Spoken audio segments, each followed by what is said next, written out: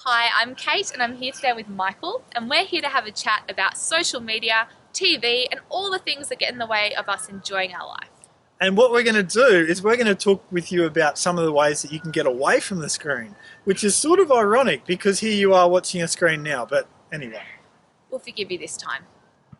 So, the first thing that we want to chat about is TV. It sounds really simple, but most of us get home from school or from work and just want to turn our brains off. We turn on the TV for the sake of it. We're not really watching something we enjoy, but we're just using it to escape from what's actually happening around us. And I know that's something you have lots of experience with, Michael, not because you're a constant TV watcher, but just because it's something that comes up all the time when you're talking to new students. yeah, because sometimes we find ourselves just in the habit of doing TV. And if someone was saying to us, why are you watching TV right now? We wouldn't be watching it because it's our favourite show. It's just, oh, it's what I do when I come home. So our first idea to you would be, well, look at how you're watching TV or screen time and go, is it because I love it or is it just a habit I'm sort of in? And if it is a habit, do I want to change that?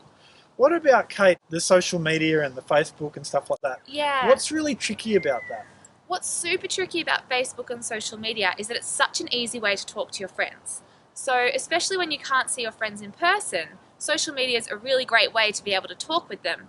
Except that all the things that people put on social media, especially Facebook and Instagram, are all things that they've chosen to put there. So that means that usually you only see all the best things that your friend is choosing for you. And that means that for someone like me, and I'm sure this happens to you, I look at my newsfeed on Facebook and think, oh my gosh, every single one of my friends is having an amazing day except for me. Look at that person. They've gone and climbed a tower. Look at that person. They've got a new job today. Look at that person. They got an A plus on a piece of work. And that person is going to a fancy dinner. And what am I doing? I'm sitting here and studying. And it makes me feel really sad. And then when I actually talk to those friends on the phone or in person, it turns out that they actually had a pretty bad day, and that was the one really good thing that happened to them. So it turns out that even though social media is great for talking to our friends, it can make you feel a little bit funny or a little bit self-conscious about the things that you're not doing, when really you're just a normal person doing the same things everyone else is. You're just not writing as much about it as they are. So true. It's like if you want to have an imaginary life, lots of fans watching your imaginary life, you can do it on Facebook.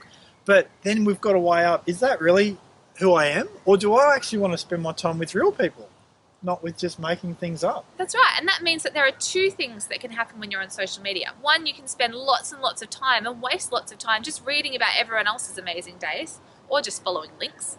But the other thing that happens is that you might start to feel a little bit down, or a little bit like you've got no motivation because you're watching all the amazing things that everyone else is doing and thinking that maybe you're not that amazing.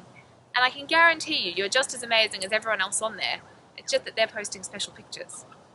And then the other big thing we want to chat about with the screen stealing our life from us, because let's be real, if we're awake for 16 hours a day, we spend, say, 8 of that at school or getting to and from school, well, that's another 8 hours of your life. And how many of those hours get absorbed by the screen?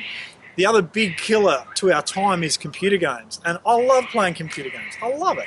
Okay? But I actually took 3 weeks off playing computer games recently and I went, right, for the next 3 weeks, no computer games. And to be honest, Kate, it changed my life. Was it hard? It was really hard because every day I thought, oh, I'd really love to go and shoot some aliens about now. But I found that there are other things that are actually even more fun. So I found that hanging out with people, because when I didn't have the opportunity to play games, that meant I had to fill my day. So I'd book in more things with my friends.